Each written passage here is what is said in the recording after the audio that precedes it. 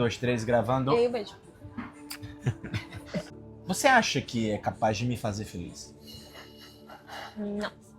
Hoje em dia, as pessoas entram no casamento com uma ideia. Primeiro é a ideia de ser feliz. Eu vou casar para ser feliz.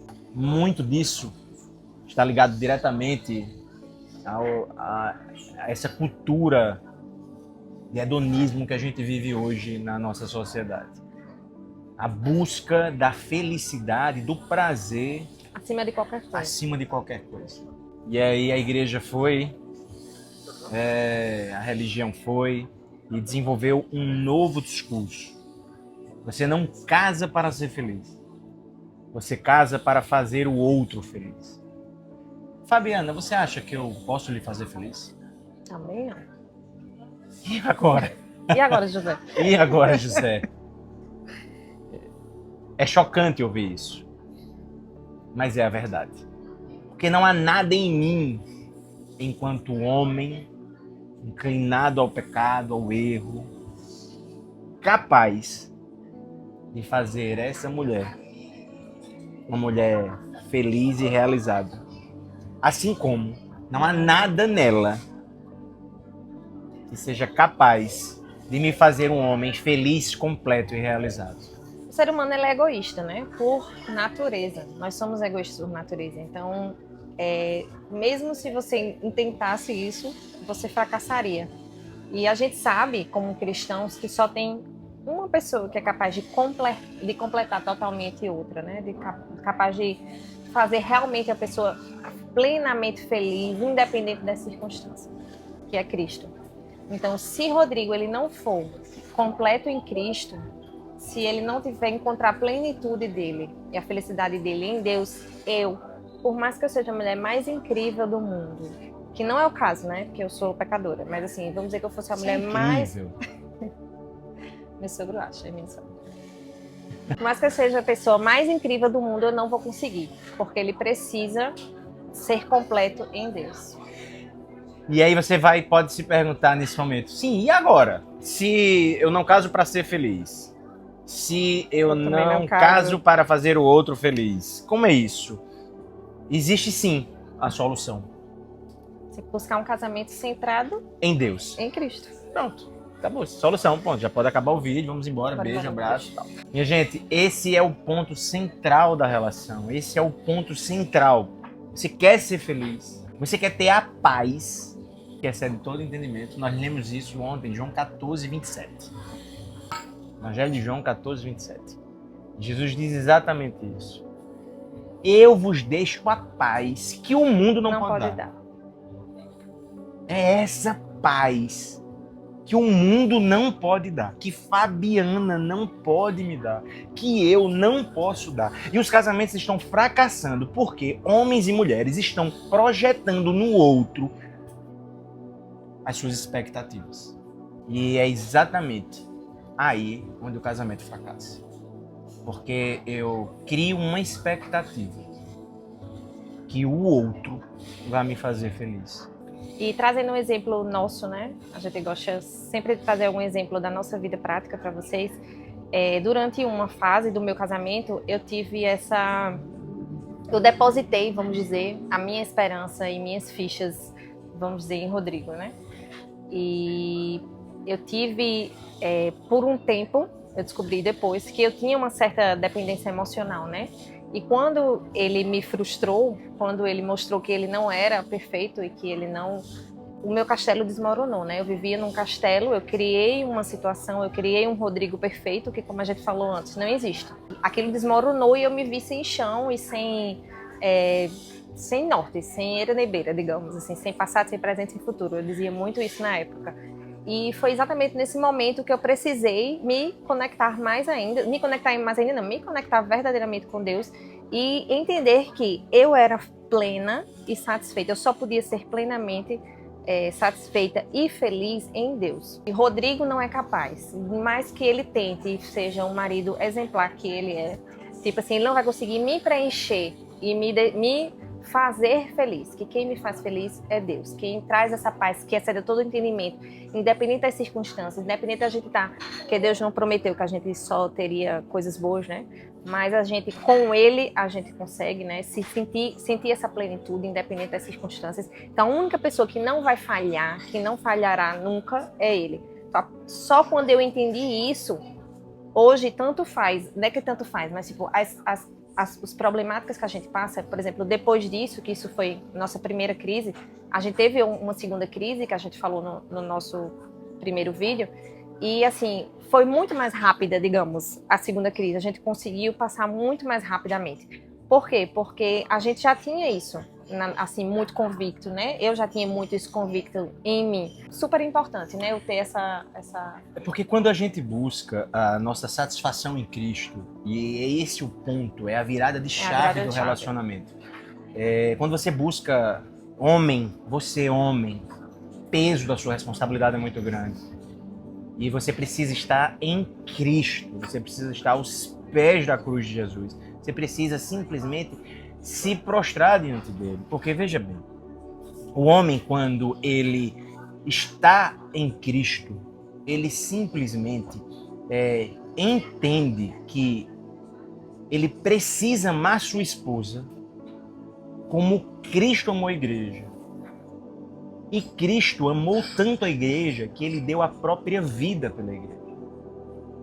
Então, quando lá em Efésios, Paulo ele dá esse norte, ele diz: maridos, amai as vossas esposas como Cristo amou a igreja. Ele está dizendo: dê a sua vida pela sua família, dê a sua vida pela sua esposa. E é esse o ponto central do negócio. Quando eu estou alinhado a Cristo, eu entendo o meu papel, eu vou dar a minha vida por essa mulher e ela vai ser feliz. Mas sabe por quê? Não é por causa de Rodrigo, mas por causa do Cristo que habita em mim. Porque toda boa dádiva, todo dom perfeito vem do Pai das luzes, não vem de mim. Porque se for de mim, vai acontecer o que aconteceu. Eu vou fracassar e o castelo vai desmoronar.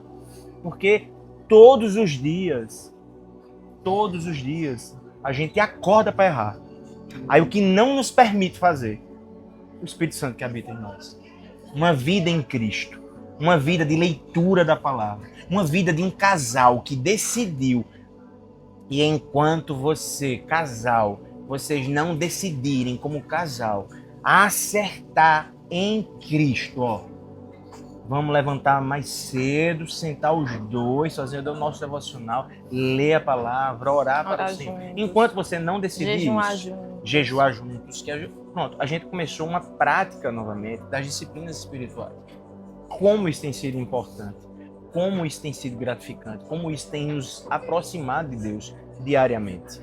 E a gente percebe assim que se a vida da gente é um pouco mais corrida, como ultimamente que a gente teve uma mudança, enfim, várias coisas a gente vamos quando as coisas voltaram assim ao normal, porque a vida acontece. A gente bora fazer um jejum, bora se consagrar, bora ter um tempo assim, mas assim, juntos. Claro, você tem que desenvolver suas disciplinas espirituais sozinho, né? Mas assim, a gente tá falando hoje sobre casamento, né? Sobre relacionamento. E como o Rodrigo falou, a partir do momento que você tem um relacionamento centrado em Cristo, você começa a entender o que é um amor, realmente o amor conjugal, o amor que sustenta um casamento. E o amor que sustenta um casamento, no caso nosso 17 anos, mas de alguns casais que a gente tem a honra de ver, né, de 50, 60 anos, alguns princípios. O amor que sustenta um casamento não é paixão, né, amor? Não é paixão. Não é aquelas borboletas no estômago que os adolescentes sentem, né? Aquele comecinho do relacionamento, que você sente aquele frio na barriga quando você vê a pessoa. Isso não significa que isso não vá acontecer, mas assim... Estranho é se não acontecer. Estranho seria, não aconteceu. Não, ela é importante, tem que acontecer, mas é apenas uma fase. É uma fração do que é o todo, E uma fração muito pequena, diga-se de passagem. Outra dica, assim, né, que a gente tem para dar para vocês é que esse amor que sustenta um casamento, ele não está pronto e acabado no altar. Então, assim, muitas pessoas entendem que, pronto, ali quando a gente casou, a gente selou esse amor e esse amor está pronto e acabado. Como se isso fosse um reservatório, né, amor?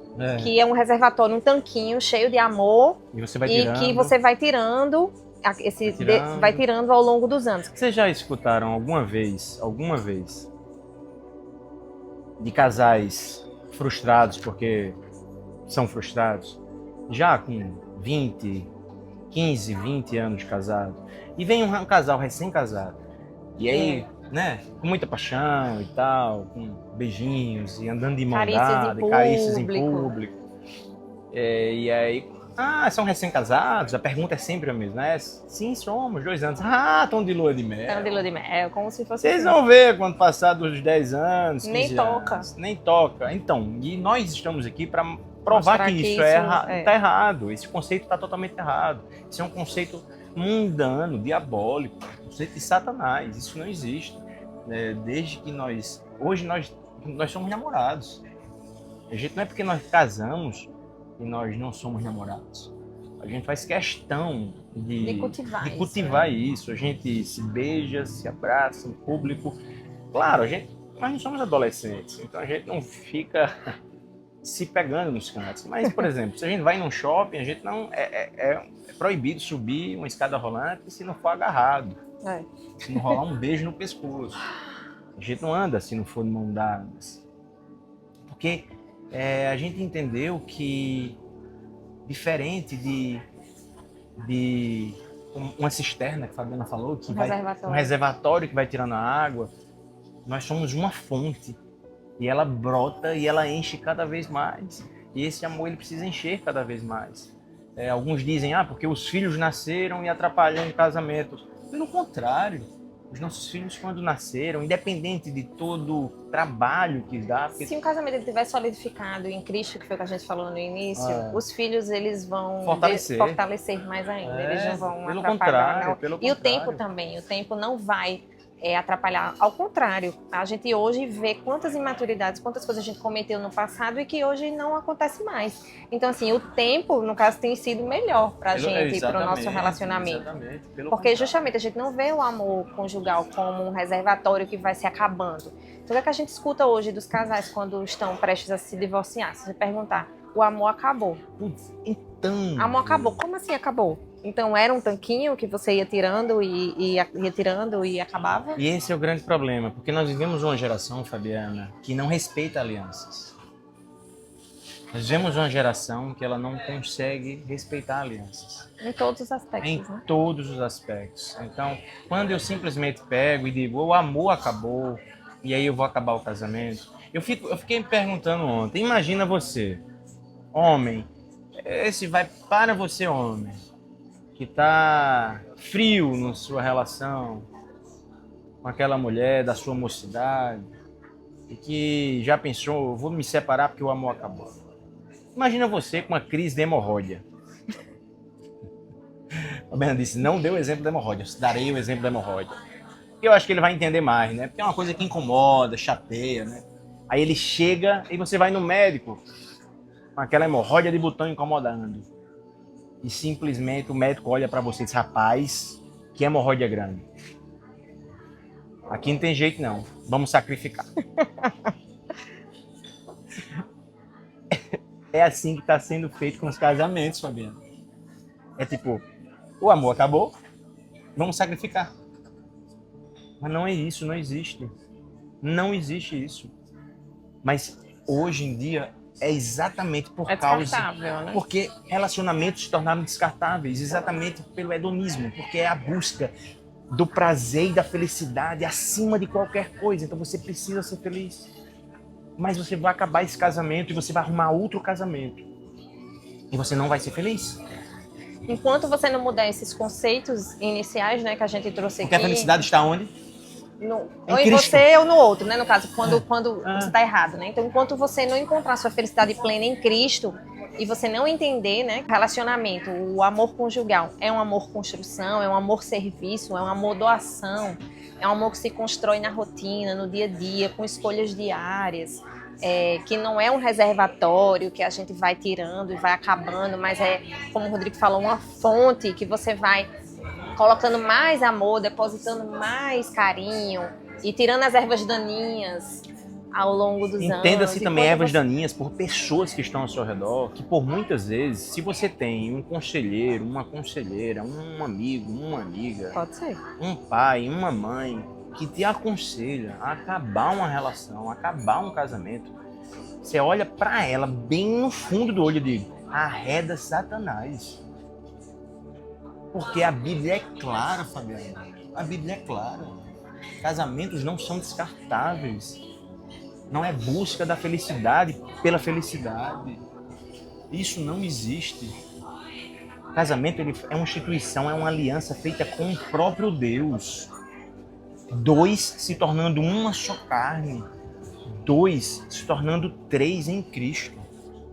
Quando você vai ali no altar, você faz um compromisso, você faz com o Senhor em primeiro lugar. Em primeiro lugar.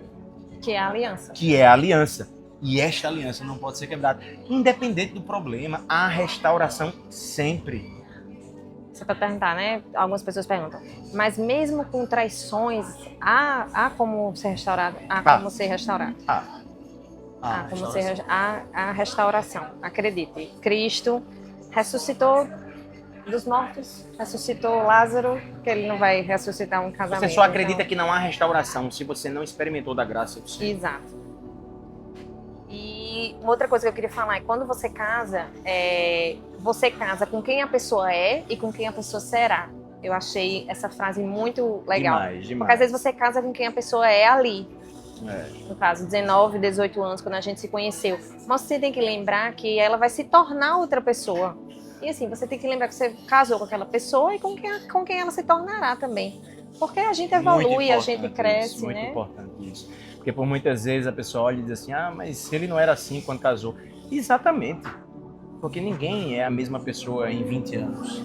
Ninguém é a mesma pessoa em 30 anos. As pessoas, elas vão amadurecer, elas vão mudar. Conceitos que antigamente a gente mudou tanto. Mudou. Ainda bem, né? Ainda bem que a gente mudou.